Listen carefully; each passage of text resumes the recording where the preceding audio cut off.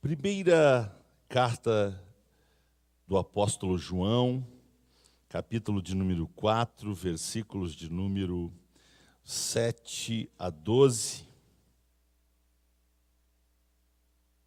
Escolhi esse texto principalmente por causa do versículo 9. Mas todo o texto tem a ver com a mensagem. Hoje eu vou falar, como anunciei bem no comecinho, porque sou constrangido pelo amor de Jesus. E a minha expectativa ao pregar essa mensagem é que você também seja constrangido pelo amor de Jesus. 1 João capítulo 4, a partir do verso 7, diz assim: Amados, amemo-nos uns aos outros, porque o amor é de Deus. E qualquer que ama é nascido de Deus e conhece a Deus. Aquele que não ama não conhece a Deus, porque Deus é amor. Nisto se manifestou o amor de Deus para conosco, que Deus enviou seu Filho unigênito ao mundo, para que por ele vivamos. Nisto está o amor, não em que nós tenhamos amado a Deus, mas em que Ele nos amou e enviou seu Filho para propiciação pelos nossos pecados. Amados, se Deus assim nos amou, também nós devemos amar uns aos outros. Ninguém jamais viu a Deus. Se nós amamos uns aos outros, Deus está em nós, e em nós é perfeito o seu amor. Versículo 9 de novo: Nisto se manifestou o amor de Deus para conosco, que Deus enviou seu Filho unigênito ao mundo, para que por ele vivamos. Quantos podem dizer amém? Mais uma oração e depois a palavra de Deus. Querido Pai, mais uma vez, nós rendemos graças a Ti por tudo que aconteceu até agora. Obrigado, Senhor. Obrigado porque o Senhor, mais uma vez, vai falar com a gente.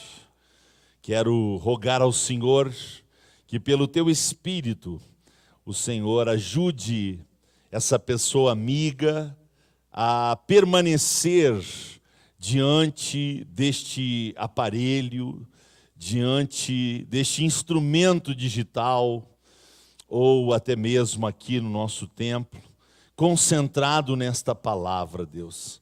O nosso inimigo é especialista em distrair, em desconcentrar, em lançar setas de incredulidade. Mas, ó Deus, pelo poder do nome de Jesus, que toda intenção maligna contra este culto, contra esta palavra, contra as pessoas que o Senhor quer tocar através desta palavra, caiam por terra, para que o teu propósito mais uma vez se cumpra. Eu te agradeço porque a tua palavra não volta vazia. Antes ela cumpre o propósito estabelecido pelo Senhor. E que mais uma vez esta palavra traga mais e mais luz ao nosso entendimento, mais e mais disposição na nossa vida em Te servir, Pai, em Te amar, em produzir os resultados, os propósitos para os quais fomos criados. Pai, em nome de Jesus, abre a porta da palavra e trabalha, Deus. Trabalha através do Teu poder nas vidas.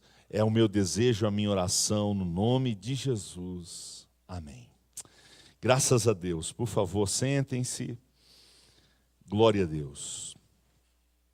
Vamos lá então pensar neste culto do amigo, sob o título Por que sou constrangido pelo amor de Jesus? Com base em Gênesis capítulo 3 e nas consequências do pecado, eu quero mostrar esta noite o que Jesus fez por mim. E, obviamente, que estou falando isso porque estou pregando, na verdade, é o que ele fez também por você, pela humanidade. E, ao mostrar isto, a gente tem a oportunidade de sermos ainda mais constrangidos por esse amor tão intenso, tão verdadeiro, tão profundo. Eu queria pensar algumas verdades importantes sobre salvação, né? O culto do amigo tem esta proposta de falar sobre salvação, de anunciar a salvação, e eu quero introduzir pensando justamente nisto. Então, eu queria lembrar como é importante entendermos que não há o que possamos fazer para merecer a salvação.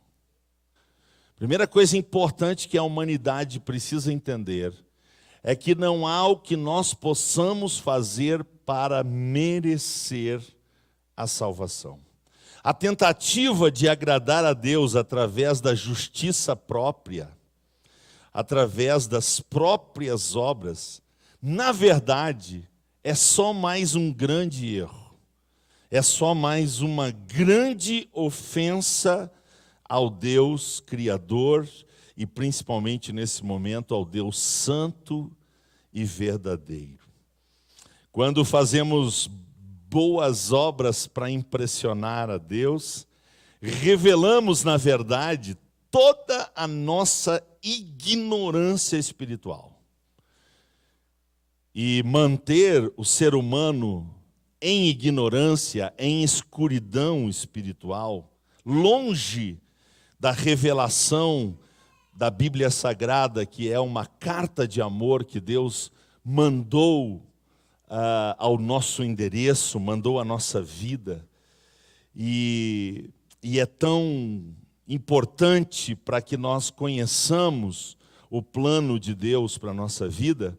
Manter as pessoas longe da Bíblia é uma das principais estratégias de Satanás. Por quê? Porque ele sabe o que está escrito em Mateus 22, 29. Daí para nós, Simon, por favor. Mateus 22, 29. Disse Jesus: errais, não conhecendo as Escrituras. Quando uma pessoa não conhece as Escrituras, quando uma pessoa não lê as Escrituras, não estuda as Escrituras, não sabe o seu conteúdo, esta pessoa erra por não conhecer as Escrituras. E automaticamente, quem não conhece as Escrituras também não conhece o poder de Deus. Então Satanás trabalha pela ignorância, Satanás trabalha ocupando os seres humanos com tantas atividades para que o ser humano não tenha tempo, que o ser humano não tenha disposição, não tenha vontade de ler as Escrituras. Assim, ele trabalha sob esta ótica da ignorância e leva as pessoas ao erro. E eu estou citando aqui o erro de tentar agradar a Deus pela justiça própria. Tentar agradar a Deus fazendo boas obras para se salvar. Quando uma pessoa acredita que ela pode fazer obras para se salvar, esta pessoa está cometendo um grande equívoco, um grande erro, uma grande falha, e achando que está fazendo grande coisa, está abafando, na verdade, está provocando a ira do Senhor. Mas é extraordinário que mesmo assim, confiando em nós mesmos, confiando na nossa religiosidade, confiando nas nossas obras, fazendo esforços para merecer a salvação, o que é tudo isso é em vão. Mesmo assim, o Deus de amor continua nos amando e desejando nos salvar. E uma das provas disso é que eu estou aqui pregando as boas novas de salvação a você. E por que eu estou fazendo isso? Porque Ele me mandou fazer isso. Ele me mandou pregar as boas novas de salvação a tantos quantos eu puder alcançar. Então, se estamos pensando nesta palavra, se estamos ouvindo esta palavra, se eu estou pregando esta palavra, não tenha dúvida, é o amor de Deus por você. Aleluia! Glória a Deus! E como é bom, como é bom, como é bom poder dizer para as pessoas que Deus ama as pessoas. Aleluia! Aleluia! E o que é extraordinário, inclusive nós lemos, Ele nos amou primeiro. Ele nos amou primeiro. Mesmo nós mortos em ofensas e pecados, Ele provou o seu amor para conosco, tendo enviado Jesus Cristo para morrer por nós, mesmo nós sendo ainda pecadores. Glorificado seja o seu nome para sempre. Então, Ele nos ama e se dispõe livremente nos dar a mais importante oportunidade de mudar o nosso destino eterno, de nos livrar. Para isso, conforme nós lemos aqui em 1 João 4,9, nisto se manifestou o amor de Deus para conosco, que Deus enviou seu Filho unigênito ao mundo, para que por Ele vivamos. Jesus veio para nos livrar das garras de Satanás. Jesus veio para pagar o preço da nossa redenção ali na cruz do Calvário.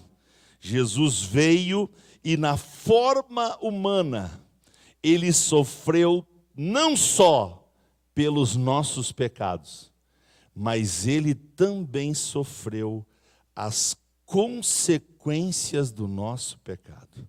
Que coisa extraordinária. Já seria muito sofrer pelos nossos pecados. Mas Ele nos ama tanto que, além de sofrer pelos nossos pecados, Ele também levou sobre si as consequências do pecado. Que coisa extraordinária. E tudo isto Ele fez por amor. Foi por amor que Ele fez tudo isso. E agora então, eu queria mostrar-te, convidando para fazermos uma viagem ao primeiro livro da Bíblia, primeiros capítulos. Na verdade, nós vamos parar no capítulo 3, e dos versículos 16 a 19, eu quero mostrar para você o quanto Jesus nos ama e por que eu sou tão constrangido por esse amor, porque eu sou tão devedor a este amor, porque Jesus se dispôs a levar sobre si não só os meus pecados, mas também as consequências do pecado. Vamos ao versículo de número 16, a parte A. Está escrito assim. Deixa eu, antes de ir diretamente ao texto, o tempo está bom, dá para fazer isso, lembrar a vocês que o capítulo 3 de Gênesis é o capítulo que mostra a queda do ser humano, a desobediência do ser humano, quando Eva e Adão, em desobediência ao Senhor, fizeram o que não era para fazer. E porque eles fizeram o que não era para fazer, Deus executou o castigo, porque todo pecado tem que ser castigado. Todo pecado tem que ser castigado. Nenhum pecado diante de Deus pode passar batido sem castigo. Todo pecado diante de Deus tem que ser castigado. Diferente de nós, pecadores. Nós, pecadores, agimos muito mal, porque por não punirmos corretamente o pecado, se multiplicam os maus na sociedade. Agora, Deus não. Deus não deixa passar nenhum pecado, seja cometido por quem for. Todo pecado é castigado. E quando nós vemos o castigo de Deus, a gente observa que Deus então se manifesta, se dirige a Satanás, se dirige à mulher, se dirige a Adão e também se dirige à terra. A consequência da entrada do pecado no mundo afetou o reino espiritual, o reino de Satanás, afetou o reino do macho, o homem, Adão, o reino da fêmea, a mulher, Eva, e também afetou o reino animal, o reino terrestre, todo o planeta foi afetado por causa do pecado. Dito isto, só para lembrar, agora sim a gente pode ir para a consequência do pecado na vida da mulher, que teve consequência estendida à vida de Jesus. Olha o que Deus disse à mulher. E o que Deus disse à mulher dá-nos a entender que a mulher, se não pecasse, as mulheres dariam à luz, se não sem nenhuma dor, com muito pouca dor. Porque o texto diz: mulher, multiplicarei grandemente a tua dor e a tua conceição. Com dor terás filhos. Não fosse o pecado, as mulheres, se não tivesse nenhuma dor, teriam uma dor muito mais suave, muito mais tranquila. Mas as mulheres, e principalmente aquelas que já pariram de forma natural, né? Não utilizaram da anestesia, da cesariana, como a maioria das mulheres na história da humanidade. Os partos, na maioria da história da humanidade, foram partos normais. As mulheres experimentam essa consequência do pecado de Eva. Deus disse: porque tu pecou, porque tu desobedeceu, porque tu ignorou a minha vontade, agora multiplicarei grandemente a tua dor. Com dor terá filhos, e é óbvio que isso passou para todas as mulheres. Mas eu pergunto, o que tem a ver isso com Jesus? Será que Jesus levou sobre si esta consequência do pecado? Ora, nós sabemos que sim. Para aqueles que forem salvos por entender e principalmente crer na graça divina, nunca mais experimentaremos a dor lá no céu.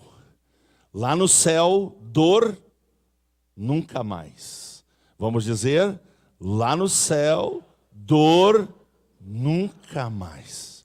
Mas aqui na terra, a dor faz parte da nossa trajetória. E existem algumas dores que são terríveis. Mas quando Jesus aceitou, o Filho de Deus, aceitou ser enviado pelo Pai para deixar o esplendor da sua glória, para deixar o trono de majestade e vir aqui na terra, ele precisou sofrer essa consequência do pecado.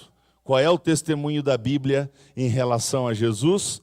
Isaías 53, versículo de número 3.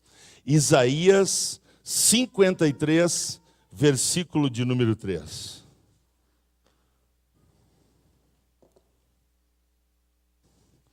Enquanto você procura, o pecado sempre será terrível. O pecado sempre causará danos. E a força dessa verdade é que eu tenho certeza que todo mundo aqui já sentiu dor. Sim ou não? Quem aqui nunca sentiu uma dor sequer, levanta a mão, deixa eu ver.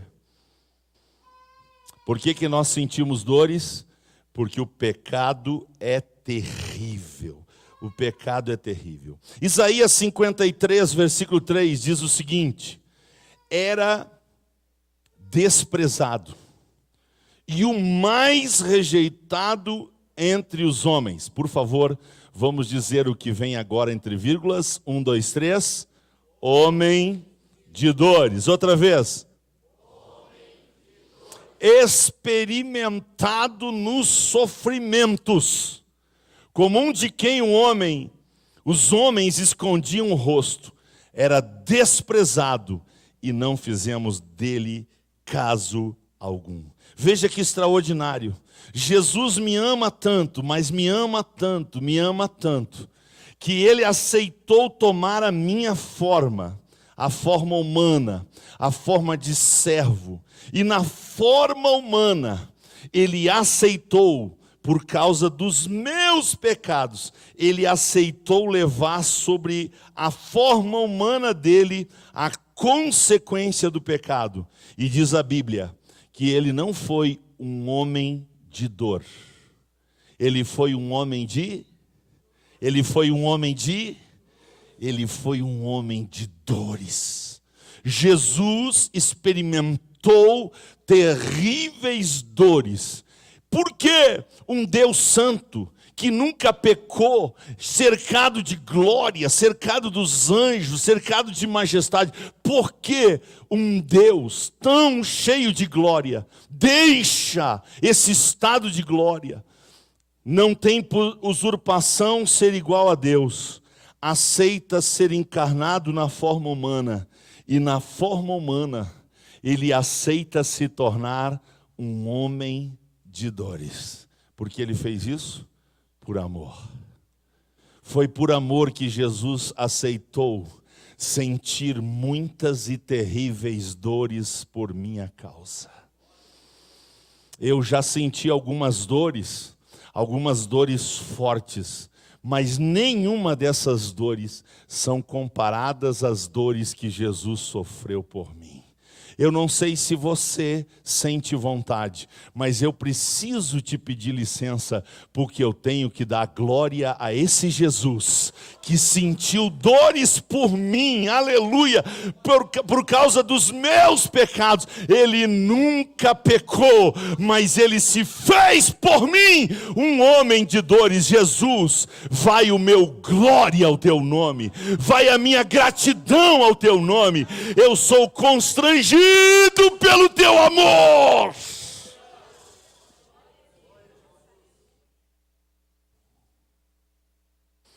Versículo 16 ainda mostra que, além de Jesus ter levado sobre si as nossas dores e ter se transformado num homem de dores, a Bíblia diz que ele vai também por nós, por amor a nós, por amor a mim, ele vai também se sujeitar às ordenanças de Deus, aos mandamentos de Deus, aos princípios estabelecidos pelo Pai.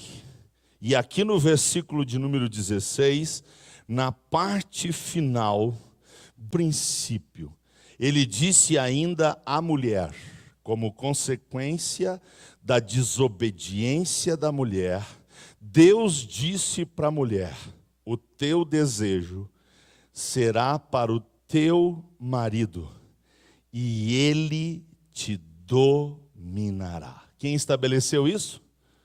Foi o próprio Deus. Ele estabeleceu esta lei, ele estabeleceu esta ordenança, ele estabeleceu este mandamento. Para quê? Como consequência do pecado de Eva, como consequência do pecado da mulher, Deus disse não só que ela ia sofrer multiplicação de dores na hora de parir, mas ela também estaria subjugada ao domínio do seu marido. O que isso tem a ver com Jesus? O que isso tem a ver com o Filho de Deus? Quando Jesus aceitou, porque a Bíblia diz que Deus amou o mundo de tal maneira que ele deu o seu Filho unigênito.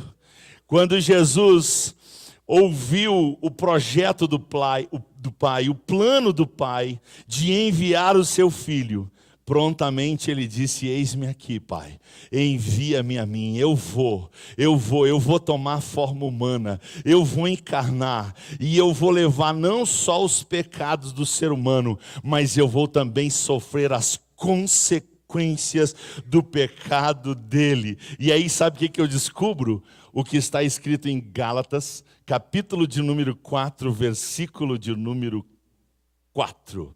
Gálatas, capítulo de número 4, versículo de número 4. Olha o que diz esse texto maravilhoso. Gálatas, capítulo 4, versículo 4. Diz a Bíblia: mas vindo a plenitude dos tempos. Quando é a plenitude dos tempos? Quando o Pai decidiu que era hora de enviar o seu Filho. Mais ou menos, só para a gente arredondar aqui datas, do Jardim do Éden até a chegada do Filho de Deus, mais ou menos 4.000 anos. 4.000 anos, Deus chama isso de plenitude dos tempos. Mas vindo a plenitude dos tempos, Deus enviou seu Filho. Olha que extraordinário. Nascido de... Que coisa fantástica. Eu nunca gosto de perder a oportunidade de dizer isso. O que eu vou dizer agora é uma abertura de parênteses na mensagem. Mas eu não posso deixar de dizer isto porque é uma grande oportunidade. O pecado entrou no mundo através de uma mulher. Por causa disso, as mulheres estavam debaixo dessa sentença. Foi por nossa causa que o pecado entrou no mundo. Mas sabe o que Deus fez? Quando Deus vai se dirigir a Satanás, entendendo que Satanás foi o tentador, foi o promotor do pecado, da sedução de Eva, Deus olha para Satanás e diz o seguinte, são palavras minhas parafraseando o texto, eu estou pensando em Gênesis 3,15, Deus diz para Satanás: Satanás, ok, você decidiu bagunçar tudo aí na terra, enganando a mulher. Você decidiu fazer o pecado entrar na raça humana e no planeta Terra por causa de uma mulher. Pois agora eu quero te dar uma notícia. Eu não pude impedir o ser humano de pecar. Eu não pude intervir porque eu dei liberdade ao ser humano para ele escolher entre o certo e o errado, o caminho da vida e o caminho da morte, a bênção e a maldição. Eu dei ao ser humano a liberdade de tomar decisão. Por isso eu não pude intervir naquele momento em que você enganou a Eva. Mas deixa eu te dizer uma coisa. Assim como você introduziu o pecado através de uma mulher, um dia eu vou resolver o problema do pecado descendo aí na terra, e para isso eu vou usar uma mulher. Quem entende pode glorificar o nome do Senhor.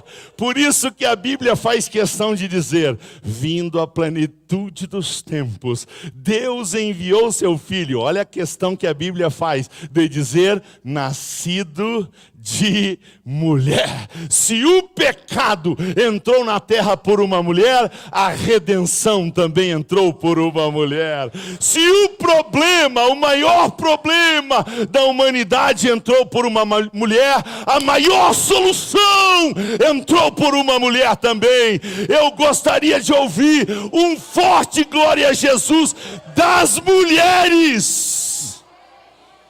Só as mulheres salvas glorificaram a Jesus. As perdidas não deram glória a Jesus. Mas é chance de salvação.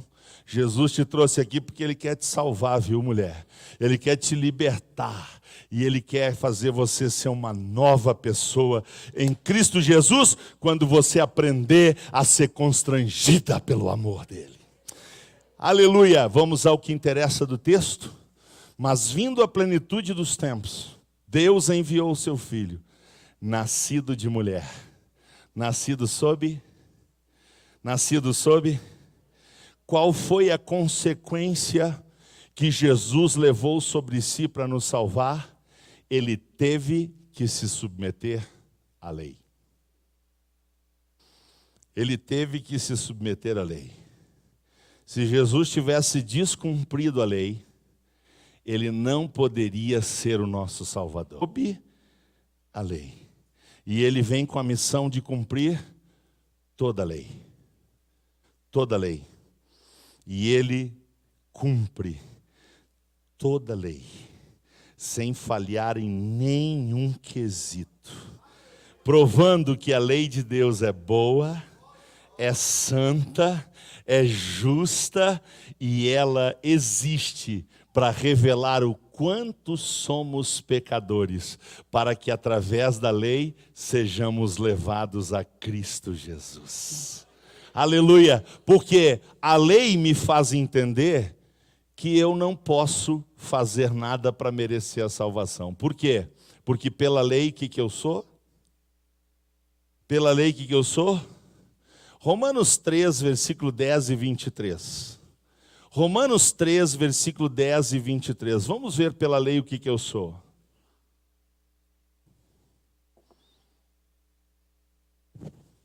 Por que nenhuma pessoa pode, pelos seus próprios méritos, ser salvos? Porque está escrito: por causa da lei, não há, que diz a Bíblia, não há um justo, nenhum sequer. Versículo 23, quantos pecaram? Quantos pecaram? Todos pecaram. E porque todos pecaram, todos estão destituídos da glória de Deus. Mas o que faz Jesus? Na plenitude dos tempos, Jesus vem à terra, ele toma forma humana e ele se submete à lei. E ele cumpre a lei, ele obedece toda a lei. E ele faz isso, sabe por quem? Por mim. É por isso que eu sou tão constrangido a amar Jesus. É por isso que ninguém ocupa o lugar de Jesus na minha vida. Jesus é o meu amor. Ele é toda a devoção do meu amor. Ele merece todo o meu amor. Por quê? Porque ele se submeteu à lei e ele cumpriu a lei por mim. Agora a Bíblia diz que o fim da lei é Cristo Jesus para todo aquele. Em Cristo Jesus eu sou justificado diante de Deus pela sua lei. Por quê? Porque ele cumpriu a lei por mim. Ei, tem mais alguém aí por quem Jesus cumpriu a lei? Aleluia, aleluia, aleluia. Voltemos a Gênesis, por favor, e vamos ao versículo 17.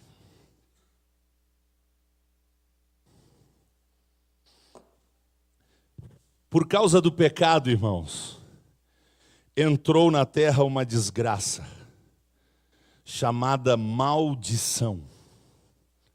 Por causa do pecado de Eva e de Adão, a Bíblia diz em Gênesis capítulo 3, versículo de número 17.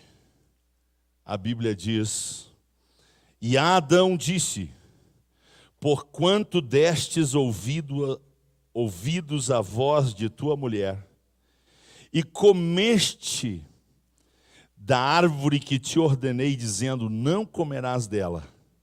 O que profere Deus? Deus profere a palavra maldita. Deus libera sobre a terra maldição. Por causa do pecado de Adão e Eva, a maldição teve as portas abertas na terra. Veja, por causa do pecado de Adão e Eva, toda a terra, toda a humanidade é encerrada debaixo de maldição. Disse Deus para Adão: maldita é a terra por causa de ti. Que coisa extraordinária. A consequência do pecado de Adão e Eva, afetando e trazendo maldição para toda a terra e a natureza humana. Mas aí, meus irmãos, eu fico impressionado, falta palavras, porque Jesus, além de levar sobre si o meu pecado, Ele também aceita, para me salvar, Ele aceita levar sobre Ele a minha maldição. Por favor, abra Gálatas capítulo de número 3, versículo de número 13, e engatilha aí um glória a Deus. Só quem é constrangido pelo amor de Cristo, deixa engatilhado um glória a Jesus aí, por favor. Porque a Bíblia vai dizer que Jesus, por amor a mim e por amor a quem entendeu o plano de Jesus para a nossa vida, sabe o que Ele faz? Ele aceita levar sobre Ele as consequências do meu pecado. Fui eu que pequei. E a Bíblia diz o seguinte: Cristo nos resgatou da maldição da lei. Ou seja, eu não estou mais debaixo de maldição. Eu não estou mais debaixo de maldição. Por quê? Porque por amor, Jesus aceitou, diz a Bíblia, fazendo-se maldição por nós, porque está escrito: maldito todo aquele que for pendurado no madeiro. Ei, onde é que Jesus foi pendurado? Onde é que Jesus foi pendurado? Ele foi pendurado no madeiro, ele foi pendurado naquela cruz. Sabe por quê? Porque ele me ama, ele se fez maldição, e agora não há mais maldição na minha vida. Se não há na tua, glorifica o nome de Jesus.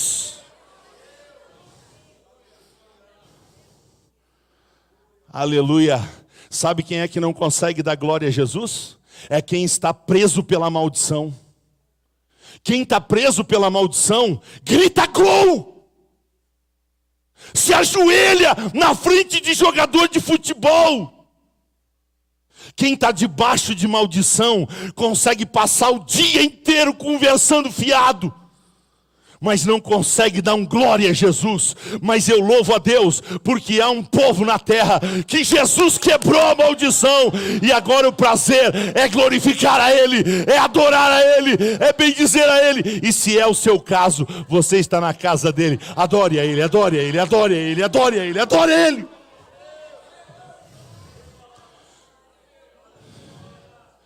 Para mim, ninguém precisa pedir para dar glória a Deus, porque a maldição na minha vida foi quebrada. Para mim, ninguém precisa pedir para dar glória a Deus. Para mim, ninguém precisa pedir para levantar a mão, levantar o pé. Eu faço tudo isso porque não há mais maldição na minha vida.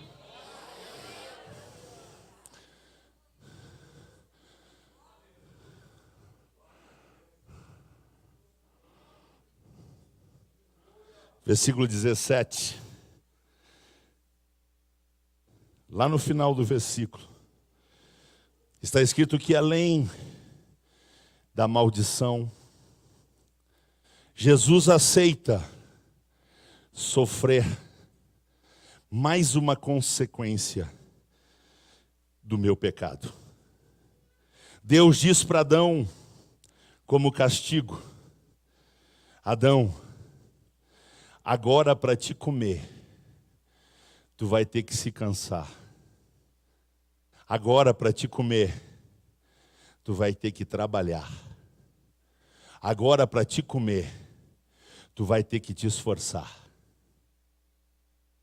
Porque quem ficar esperando comidinha na mão, vai ser chamado de preguiçoso na terra. Viu? Quem ficar esperando que tudo seja feito por si, vai ser chamado de preguiçoso na terra. Então, Agora, tudo vai ficar mais difícil, porque para você comer, você vai ter que trabalhar, você vai ter que se cansar, você vai ter que se fadigar. Em fadiga, diz a Bíblia, comerás dela, ou seja, da terra. E aí, meus irmãos, Jesus, por ser filho de Deus, por nunca ter pecado, por ser santo e obediente, o Pai poderia ter livrado ele de ser um trabalhador. Mas o que aconteceu? Jesus disse: Pai, eu vou lá na terra e eu vou assumir não só o pecado do Paulo, mas eu vou assumir as consequências do pecado. Eu vou trabalhar pelo Paulo, Pai, deixa para mim. Eu vou trabalhar para ele. Eu vou trabalhar porque tu é trabalhador. Eu vou trabalhar porque eu sou trabalhador. E eu vou mostrar para eles a dignidade do trabalho. Olha o que diz Isaías 53:11. 53:11. Olha o que diz a Bíblia, principalmente na parte A.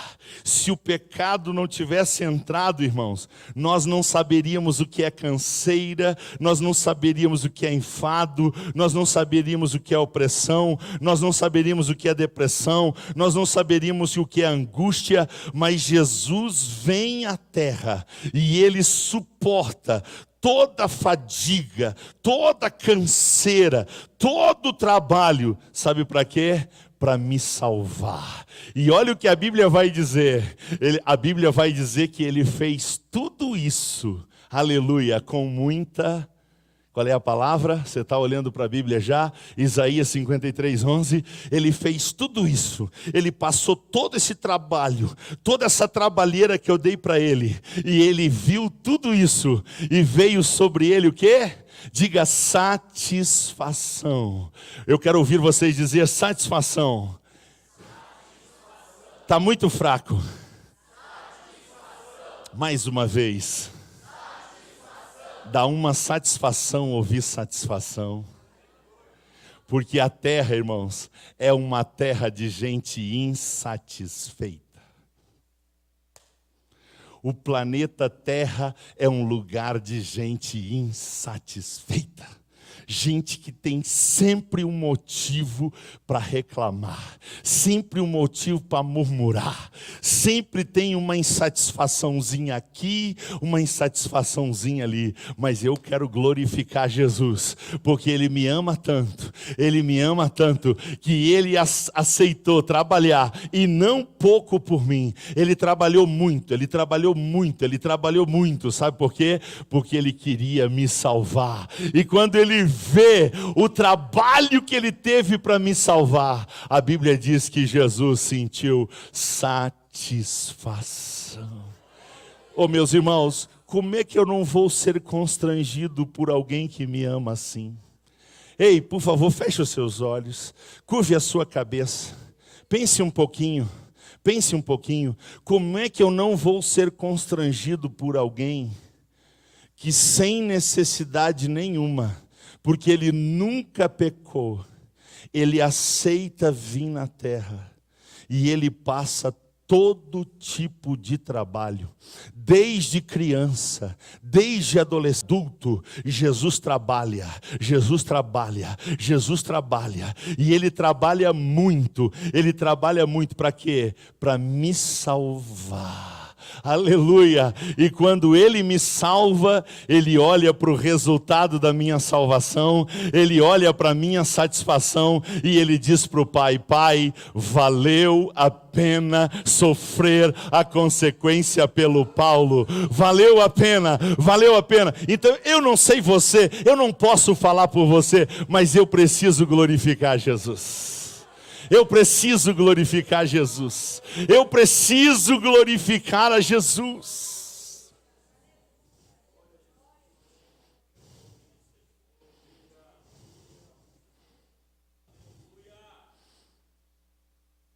Versículo 18. Gênesis capítulo 3, versículo 18.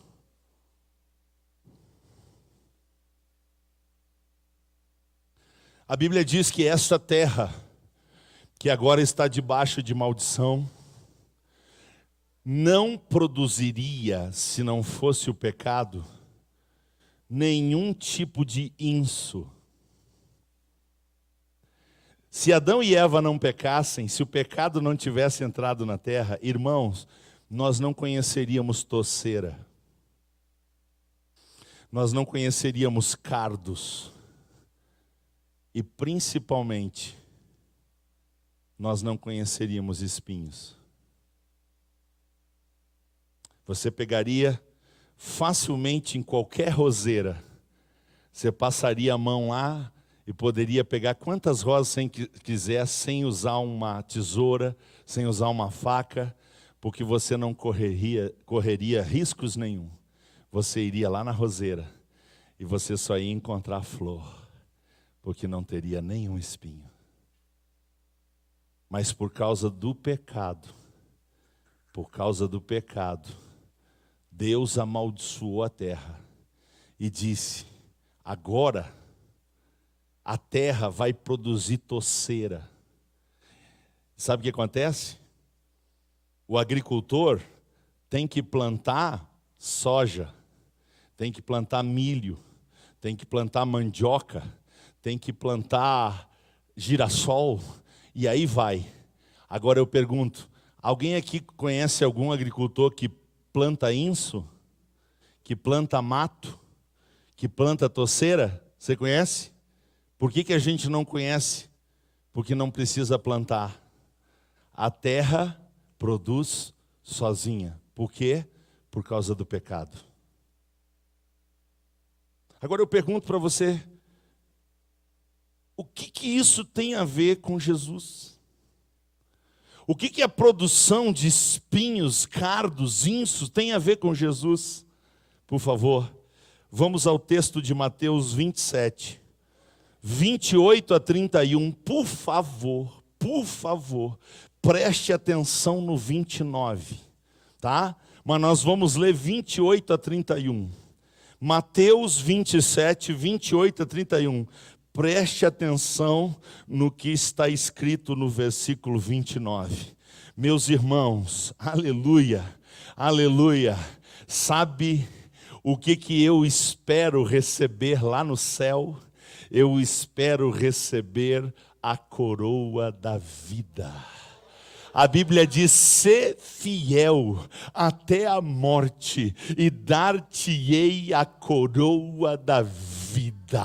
Eu espero receber lá no céu a coroa da vida. Só que, para mim receber a coroa da vida, o meu Jesus, que nunca pecou, que nunca fez nada de errado, o meu Jesus santo, o meu Jesus perfeito, que habitava num alto e sublime trono de glória, ele deixa o esplendor da sua glória, ele obedece à vontade do Pai, ele se coloca à disposição do Pai e diz: Pai, por causa do Paulo, eu vou descer lá e eu vou sofrer mais essa consequência do pecado dele. Foi ele quem pecou, mas eu vou dar para ele uma coroa de vida. Só que antes de dar uma coroa de vida para ele, eu vou dar mais uma provinha do quanto eu amo ele, fazendo sabe o que? Vamos ao texto. Mateus 27, 28 a 31 diz assim: e despindo-o, o cobriram de uma capa de escarlate. Olha o texto agora. E tecendo uma coroa de quê? E tecendo uma coroa de quê? Por favor, foque nisso. Foque nisso. E tecendo uma coroa de espinhos, puseram-lhe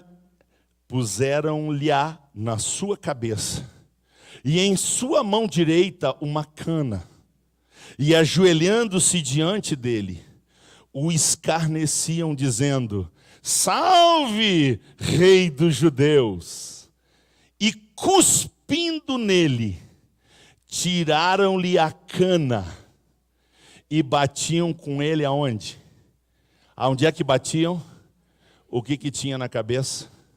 Pode ir para o versículo 31 para depois nós fazer a análise. E depois de o haver escarnecido, tiraram-lhe a capa, vestiram as suas vestes e o levaram para ser crucificado. Terminou o texto, agora a gente volta lá no versículo 29. Por favor, dá um ré aí, Simon. E tecendo uma coroa de espinhos. Coroa se coloca onde? Coroa se coloca onde? O que Jesus tinha na cabeça? Uma coroa de espinhos. Como se não bastasse de já estar cravejado de espinhos na cabeça, a Bíblia diz que por minha causa, os soldados, homens fortes, homens cheios de músculos, homens parrudos, homens de guerra, soldados, ainda por cima, pegaram a cana que estava na mão dele e batiam na cabeça de Jesus. O que ele tinha na cabeça? Coroa de espinhos. Qual era o objetivo deles? Qual era o objetivo deles? Por que Jesus aceitou isso? Por causa do meu pecado. Você está entendendo por que eu sou constrangido ao amor de Jesus? Você está entendendo por que eu amo Jesus? Você está entendendo por que eu leio a Bíblia? Você está entendendo por que eu oro? Você está entendendo por que eu amo a casa de Deus? Você está entendendo por que eu amo a igreja de Jesus? Você está entendendo por que eu amo tanto o céu? Você está entendendo? Porque o amor de Cristo me constrange. Como é que eu não vou amar alguém que sem pecado aceita sofrer a coroa de espinhos, a coroa que era minha? Quem que tinha que levar a coroa de espinhos? Eu tinha que estar lá aquele dia.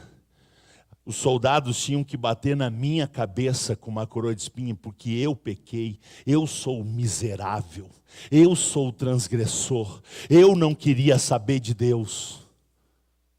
Mas o que Jesus fez? Ele aceita tomar o meu lugar. Ele aceita levar a minha coroa de espinhos. E como se não bastasse, essa noite ele me diz: Paulo, eu te amo tanto, mas eu te amo tanto, que eu não só levei a coroa de espinhos sobre mim, eu te prometo que se tu for fiel, se tu for fiel, se tu for fiel, até a morte, além de eu ter levado a coroa de espinhos, eu ainda vou te dar uma coroa de glória. Eu ainda vou te dar uma coroa de glória. Só quem quer a coroa de glória, dá o melhor glória a Jesus que você já deu. Glória!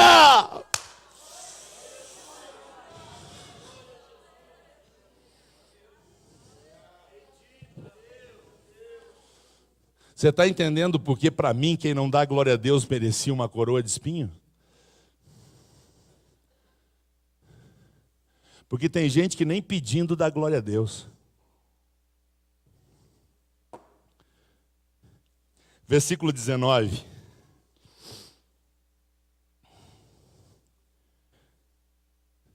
Se Adão e Eva não tivessem pecado,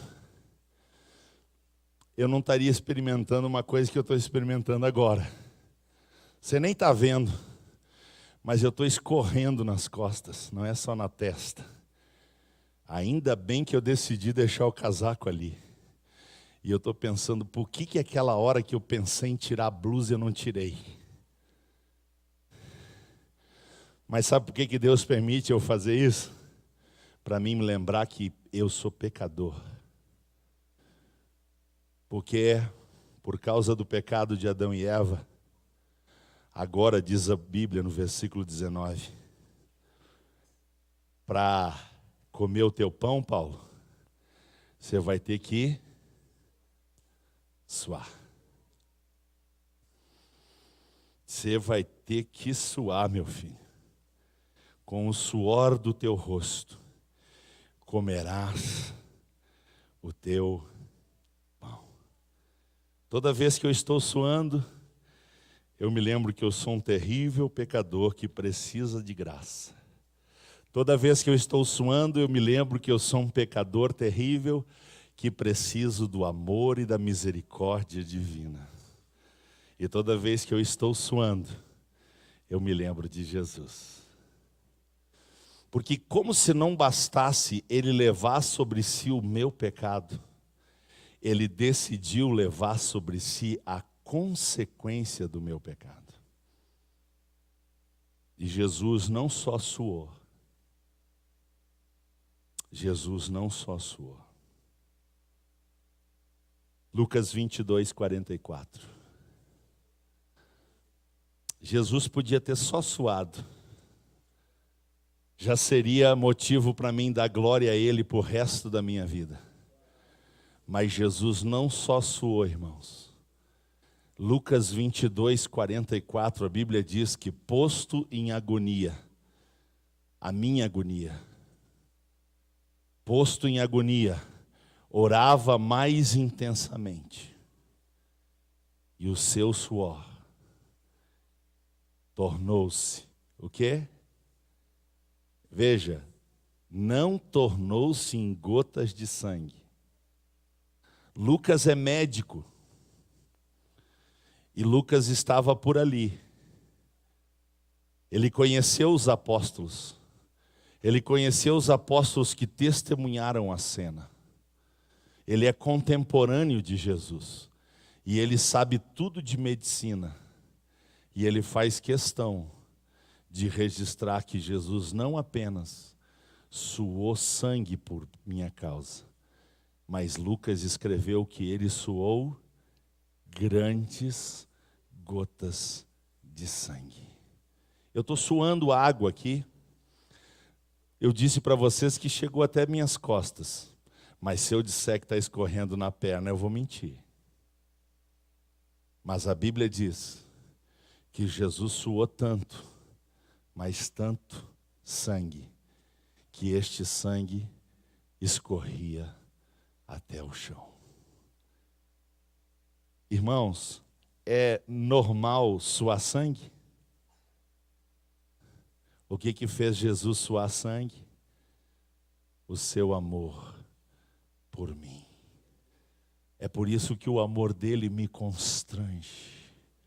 Quando eu estou orando, e eu nunca vou orar tão intensamente como Jesus, eu não tenho essa pretensão, mas muitas vezes em oração, Jesus, o Espírito do Senhor me fez lembrar que no momento de oração por minha causa, Jesus suou grandes gotas de sangue. Obrigado, Benhur. Era o aleluia que eu queria ter dado. Eu preciso pedir para você licença, mas eu tenho que tirar um tempinho aqui para glorificar o Senhor. Eu tenho que glorificar o Senhor, porque Jesus suou grandes gotas de sangue. Jesus suou grandes gotas de sangue, para quê? Para mim ser um crente de meia tigela, para mim ser um crente morno, para mim ser um crente frio, para mim trocar a casa de Jesus por qualquer futebolzinho, por qualquer pizzariazinha, para mim vir para a igreja, para ficar atacando a igreja de Jesus, foi para isso que Jesus suou grandes gotas para mim ficar falando mal de pastor, para mim ficar falando mal da igreja. Não foi para isso que ele suou grandes gotas de sangue. Ele suou grandes gotas de sangue para mim ser um crente de verdade.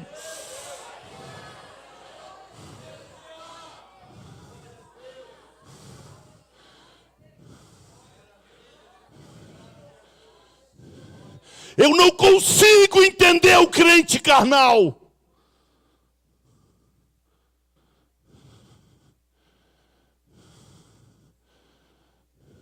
Eu não consigo entender o crente murrinha, que tem que sempre estar levando de carrinho de mão, tem que estar sempre insistindo.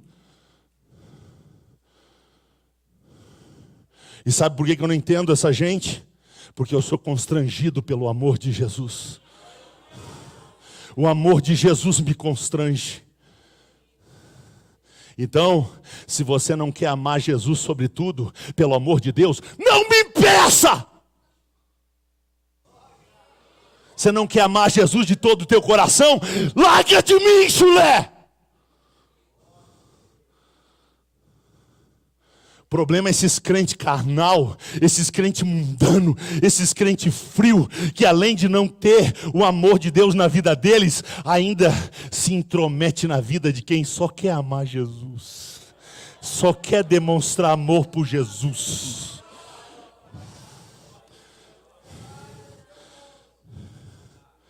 Versículo 19.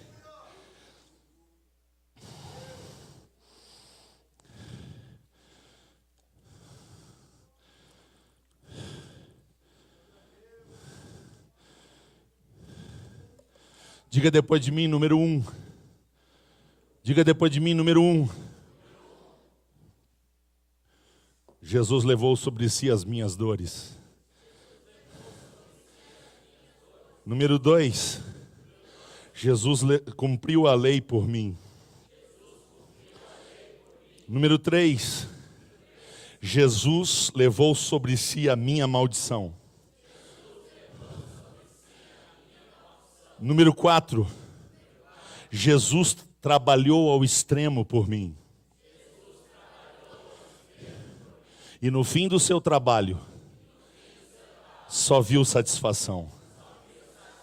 Número 5, Jesus aceitou a coroa de espinhos, que era minha, e suportou ela. E todas as batidas que deram na cabeça dele. Número 6. Jesus não só suou por mim, mas ele suou grandes gotas de sangue que escorreram até o chão. Não digam mais. Número 7. Como se não bastasse Jesus ter feito tudo isso, Ele ainda vai aceitar fazer uma coisa.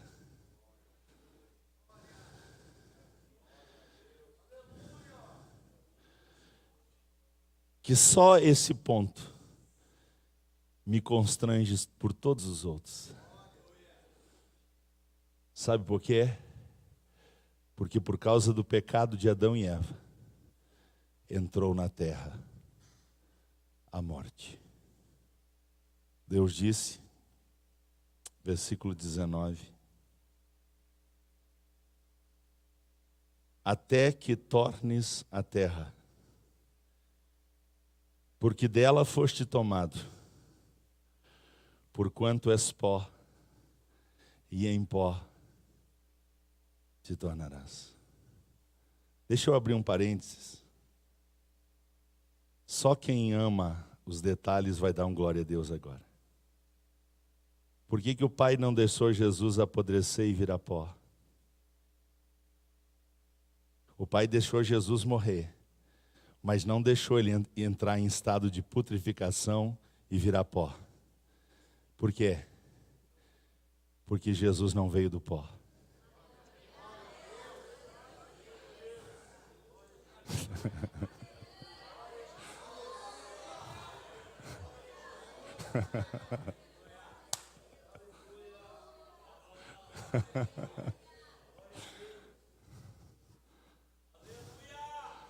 Porque ele não ia virar pó, o túmulo nem precisava ser dele, era emprestado. Para que comprar um túmulo se é por 3 dias? Mas vamos pensar um pouquinho na consequência. Eu pequei, eu desobedeci, eu transgredi, eu fiz tudo que era errado, eu ofendi a santidade de Deus. E a Bíblia diz, o salário do pecado é a morte. Porque Deus disse para Adão, Adão, porque tu pecou, tu veio do pó, agora tu vai tornar o pó. Agora a morte entra na terra. Marcos capítulo 15, versículo 37. Nesse momento, esse momento é posterior ao jardim do Getsêmani, onde Jesus sua grandes gotas de sangue. Lá no jardim, posto em agonia, orando intensamente, Jesus vai fazer um pedido ao Pai. Porque, apesar de Jesus ser Deus, ele está na forma humana. E ele não sabe o que é morte. Ele não sabe o que é morte. Então ele ora ao Pai e diz: Pai, vamos negociar. Eu fiz tudo o que tu me pediu, mas agora eu tenho um pedido para te fazer. Tem como passar de mim esse cálice? Jesus está falando do que, irmãos? Ele está pedindo para não morrer. O que ele está dizendo? Pai, dores, eu passei, suei, trabalhei, maldição levei. Não tem como me livrar da morte, Pai. Eu tenho que morrer. E eu ouço o Pai dizendo para ele: sim, meu filho, você tem que morrer pelo Paulo. Se você não morrer pelo Paulo, o Paulo não ressuscita. Se você não morrer pelo Paulo, o Paulo não torna a viver. Se você não morrer pelo Paulo, não tem céu para o Paulo. Então Jesus disse: tá bom, Jesus, pelo Paulo eu morro. Mesmo tendo ele sido pecador, mesmo tendo sido ele o transgressor, o desobediente, eu aceito morrer pelo Paulo. E o que diz a Bíblia? Marcos, capítulo 15, 37. Olha que versículo pequenininho, mas tão importante. A Bíblia diz que Jesus, dando um grande brado, sabe o que ele fez? Ele deu o último suspiro. Ele... e não entrou mais ar. Ele expirou.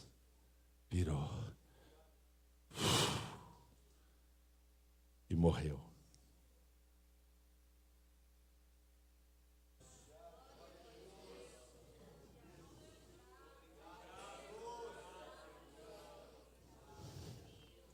Vamos cantar, Léo?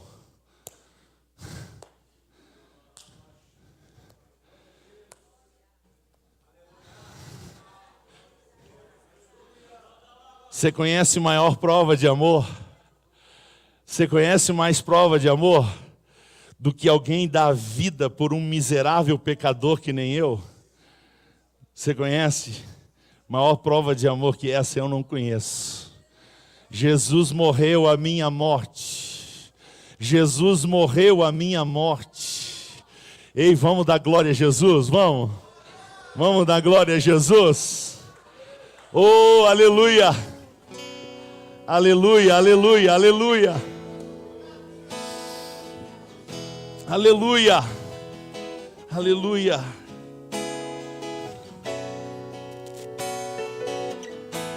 Aleluia. Aleluia. Antes de eu falar, tu cantava sobre mim. Tu tens sido tão, tão bom pra mim.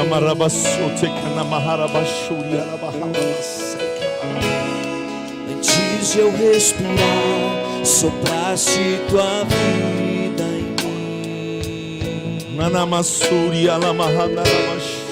Tu tens sido tão, tão bom pra mim.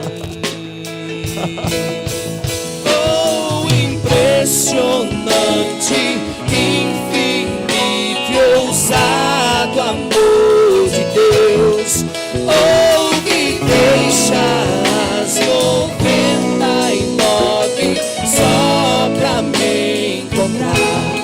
Não posso comprá-lo, nem merecê-lo, mesmo assim se entregou. Oh, impressionante, infinito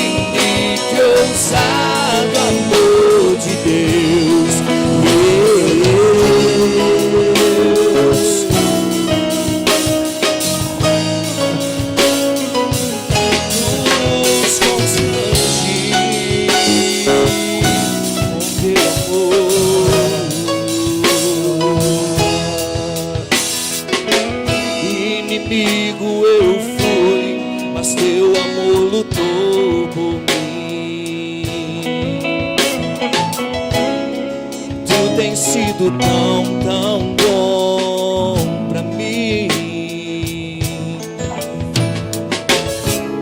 Não tinha valor, mas tudo pagou por mim.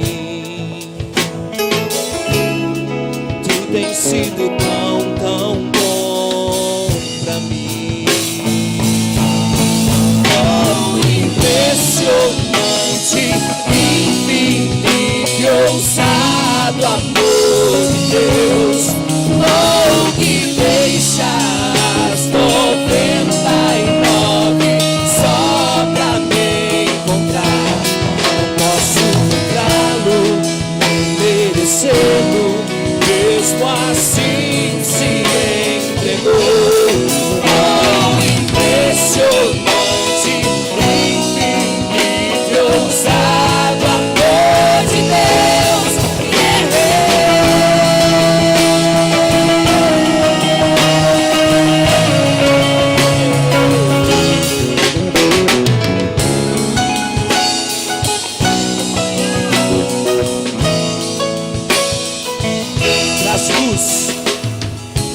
Traz luz para sombras, escala montanhas pra me encontrar.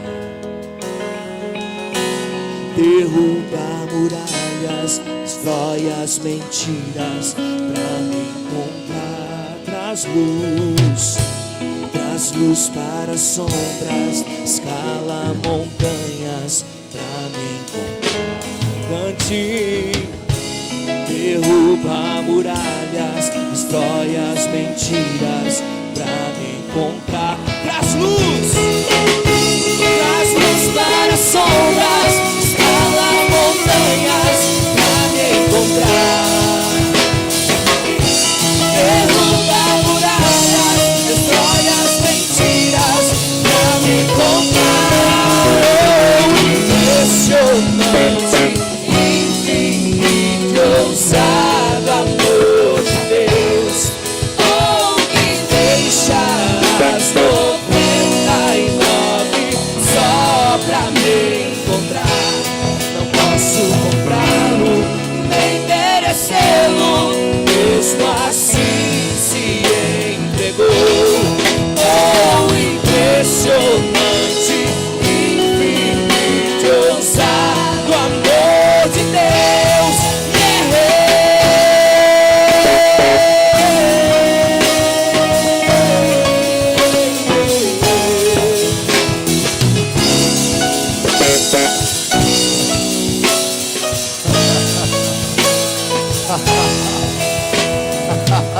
Impressionante, infinito e ousado amor de Deus. Oh, que deixa as 99 só pra me encontrar. Não posso comprá-lo, nem merecê-lo, mesmo assim se entregou. Oh, impressionante, infinito e ousado amor de Deus.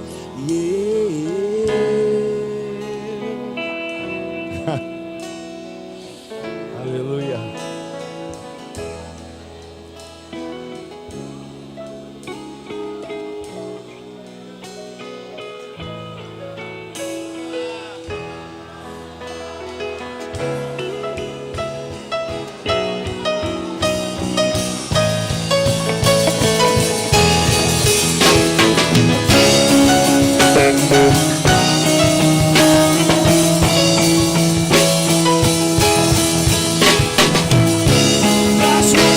Sombras, escala montanhas pra me encontrar. Derruba muralhas, destrói as mentiras pra me encontrar. Traz luz para sombras, escala montanhas pra me encontrar. Derruba muralhas, destrói as mentiras pra me encontrar.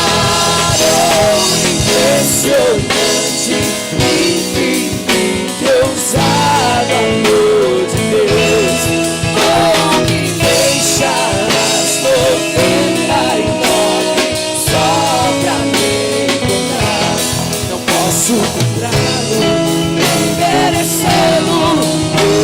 assim se entregou. Oh, impressionante, infinito, ousado amor de Deus.